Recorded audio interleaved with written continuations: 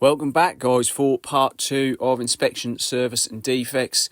So this video is going to cover gearbox oil, axle oil, some air filters, before we then move on to the next video, which will be part 3, which will be defects. So keep your eyes out for that one. Just changing the gearbox oil filter. It's really important on these that you make sure to clean the housing up, because as you can see in this picture here, that corrosion on the bottom there catches on the O-ring when you put the new filter in and splits it. So get the wire brush in there, give it a good clean up.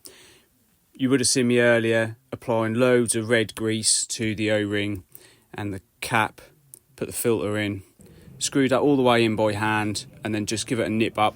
As you can see there's loads of red grease there. Just helps repel any oil and stops the O-ring splitting. Now it's time to plug that hole, get some fresh oil in it. And on these, they've got a sight glass on the side, so I always just fill it up to the top of the sight glass, give it a little extra squirt to go in, because you've probably got a good half a litre of oil for the filter housing.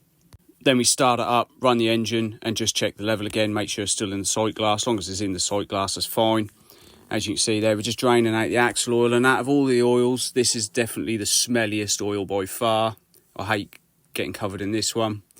We'll get that filled up. That's approximately 12 litres of oil in there. Again, nip all the bungs back up. Don't go stupid mad when we tighten them up, because if not, you can't get them off. As you can see, that is just the sight glass there for the gearbox that I was on about. So oil to the top, happy days. We've got a little air vent filter there that comes off the back of the diesel tank. We're going to get up there and get that changed.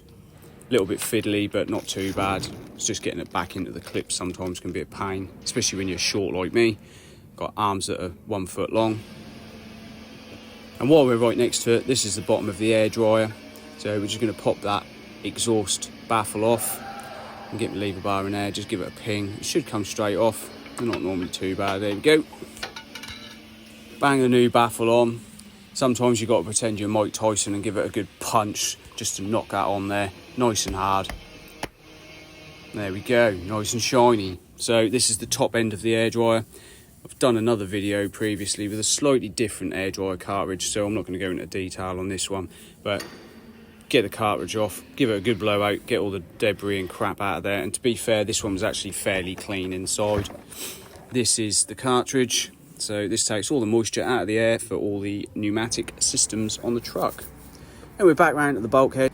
Change this aircon filter. Nice and easy again to change, really accessible. These ones do fill up with a lot of crap and quite quickly, so get that changed.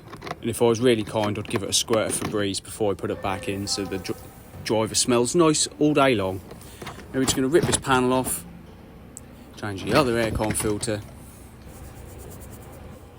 Again, another really easy job. Just pop that little cover off the bottom there, pull the filter out.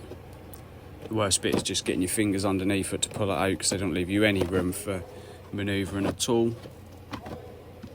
Whip that out and jobs are good. And so that's all the service items done for this now. Guys, keep an eye out for part 3. Should be coming tomorrow sometime. Thank you very much.